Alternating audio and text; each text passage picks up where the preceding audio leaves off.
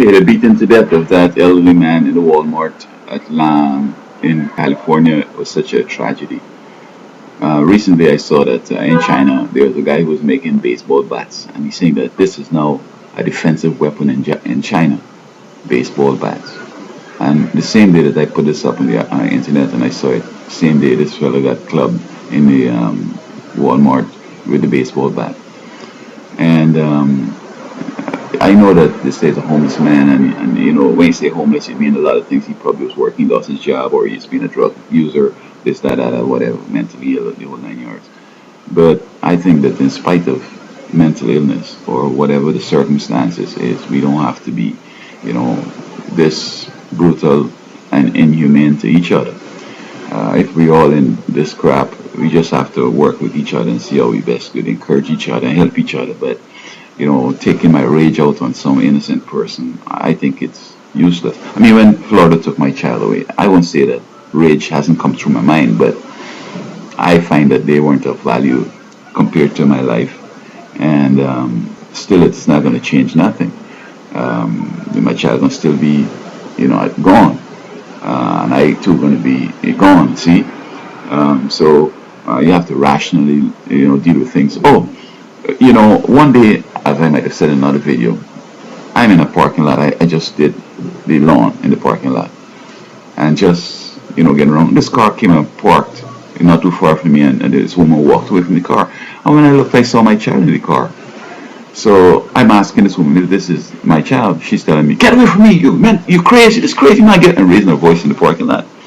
No, maybe she's armed, because I'm sure that this was a pre-planned thing by the Department of Children and Families, the other people, the sheriff department. The sheriffs weren't too far around away, see what I'm saying?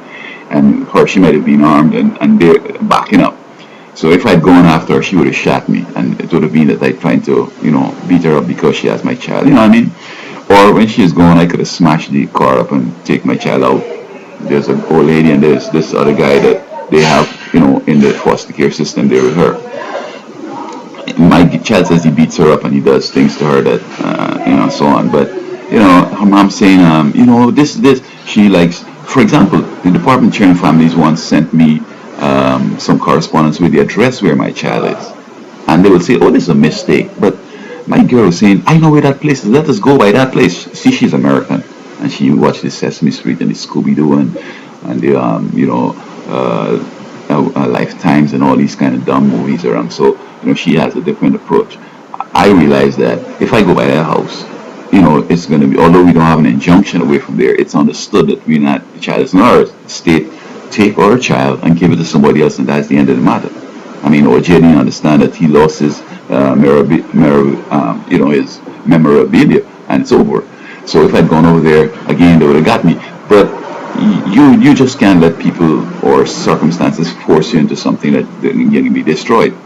Now, in the case where, suppose I'd gone in the car where we saw her now, and I'd taken her and put in my van, that would be a kidnapping.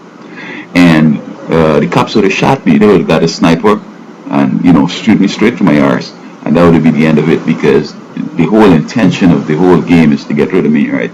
I'm too smart and too intelligent, and I shouldn't be alive. As a black man, I should be dead. That was the whole point. And it took her to set me up so they could come back and kill me or whatever, you know what I mean? So you just have to be sensible. So that don't let circumstances force you into something that the enemy wants. That is the devil. My enemy is, you know, certain people, okay? And I can't let them, you know, put me into stuff. All right, so times are hard, times are bad. Don't give up. Maybe on the horizon there is some hope and there's something going to get better. In my circumstances, I just keep looking. Tomorrow going to be a better day. Tomorrow I might make, instead of $5, I might make $6. Or I might make $5.25. You know what I mean? So don't give up.